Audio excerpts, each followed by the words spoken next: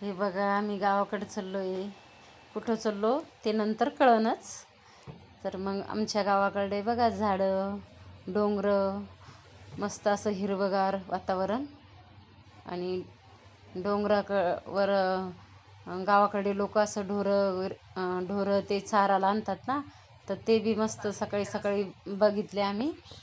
आणि नंतर पाण्याची पण सोय करा म्हटलं, तर मग थोडा नाश्ता म्हणून वडापाव घेतला आणि सगळेजणं खाताय आता गरम गरम गरम गरम खाता खाता मलाच चटका बसला. आणि नंतर मस्त डोंगर वगैरे निसर्ग हवामध्ये थोडंसं थांबलो आणि लगेच निघलो डबल. हे बघा मी खाते आता.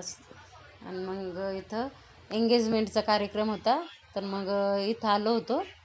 तिथं सुपारी वगैरे फोडण्याचा कार्यक्रम सुरू झाला होता. आम्हाला उशीरच झाला यायला. आणि ते सुपारी फोडायला मामा ते बसले होते, तर मग त्यांचं सुपारी वगैरे फोडण्याचा कार्यक्रम झाल्यावर लगेच रिंग वगैरे घालून घेतली नवरदेव नवरीनी. तर मग हे बघा आता.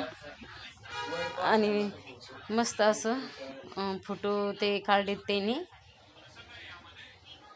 आणि छान असं कार्यक्रम पार पाडला.